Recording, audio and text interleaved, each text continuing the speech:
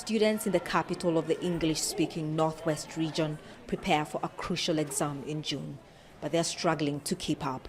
It's a private school, and their teachers are on strike in solidarity with colleagues in public schools.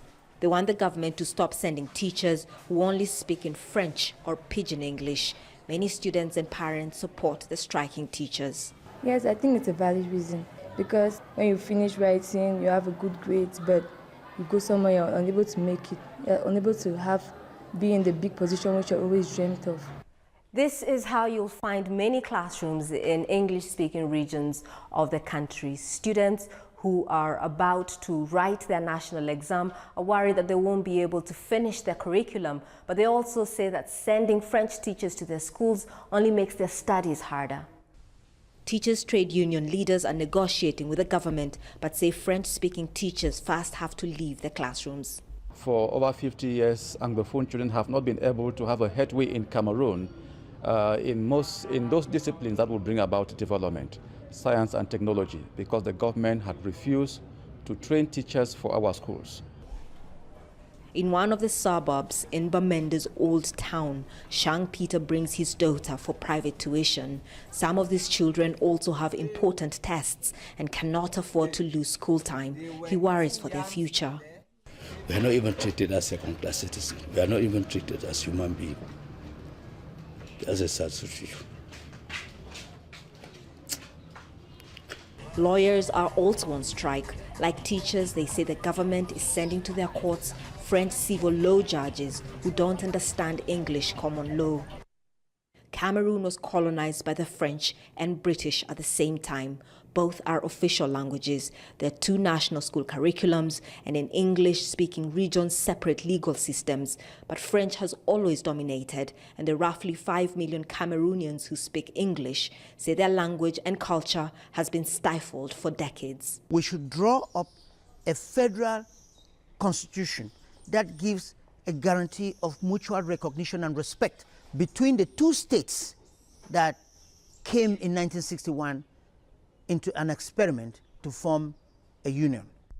People we talked to in Bamenda want a federal government system that had been adopted in the 1960s but was later dropped. And that's how those here say all their problems with the government started. Catherine Soy, Al Jazeera, Cameroon. The one when I watch an Al Jazeera report, right? So, but this video, you don't stay small. I think some I bring them back for now. The reason why I bring them back for now because these things, the way what teachers, them, lawyers, them be crying out. None of these things have been addressed. You get the point? We are 8 years down the line. None of these things have been addressed. My dear viewers, ladies and gentlemen, fellow Ambazonians, thank you again for joining us on today's edition of the program.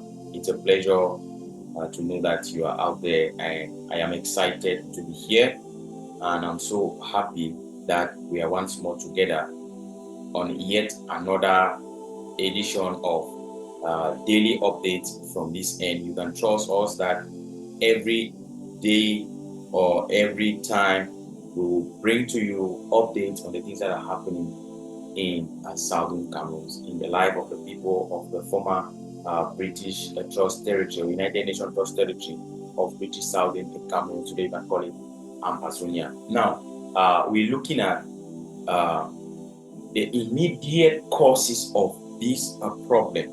The immediate cause, because there are two causes of this problem. The two causes of this conflict, right? When we talk about two causes, I'm talking about the immediate and the root causes. I want you to understand. Like somebody will say, there is no smoke without fire. That fire is the root cause of the smoke. I think it's clear, it's better put this way. Okay. When lawyers and teachers came out in 2016, late 2016, they came out, articulating the plight of the people of Southern Cameroon. All their grievances were looked into as extreme by the occupying force, La République du Cameroon. they looked at their grievances as being extreme and that their voices were that too small, that we are the ones who decided to come and join them. You all know that Foncha went into an experiment with Ahijo on the 1st of October 1961. Even at the Fumban conference, it was all an experiment. You know, the points which Foncha took to that particular conference, they were never considered. Ahijo came with ready,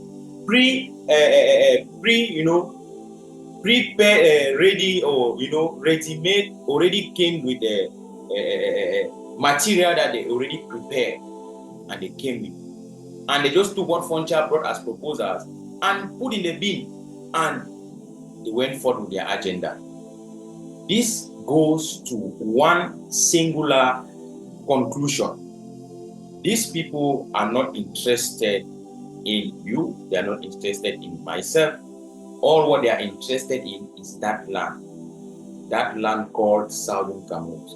If you like, you can go up, down, left, right. If you like, you can stand and defend them, support them, but I will tell you this for free, they don't care about you.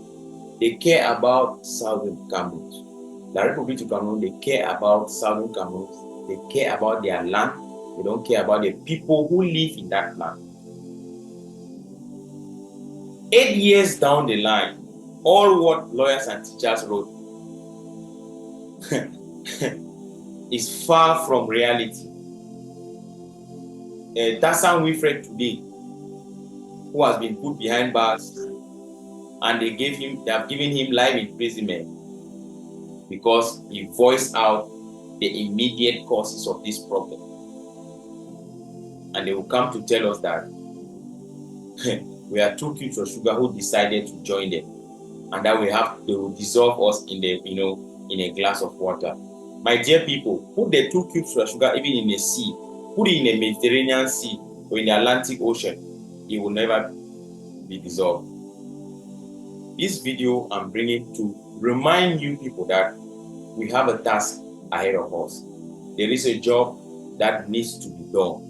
This job is to bring justice to our people. This job is to ensure that our people get the maximum treatment that every human being will get because they are human. You have to respect their rights. La République du Cameroon will never do that. I am bringing this video to remind those of you who say you are Anglophones, Anglophones or whatever, those of you who say we should carry down our amber and go with it. I want to remind you guys that there is a task ahead.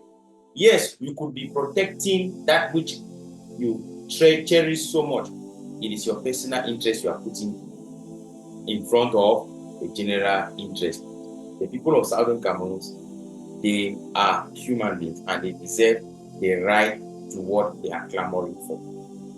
This video should be a reminder to you that 8 years down the line, none of those things have been addressed. The immediate causes are still very fresh, and only the root cause can actually stop to solve the immediate causes. That is why the immediate causes of this conflict are too difficult for Yaoundé to handle, because Yaoundé looks at it in this way. Handling the immediate causes will automatically pave way for the root cause of the problem. Like somebody would just say, putting off the fire is a clear way of telling the smoke that, my friend, your time is up. This is so clear. And all Southern Cameroonians and Ambazonians, I keep telling you that you have to push on the right line, on the right lane. It is Boya or nothing else. It is Boya or nothing else. These people are interested in our natural resources and not interested on whoever or wherever or whatever you think you are. My name is Owayo Deko, your humble servant, and I thank you for watching. I'll see you again on our next update.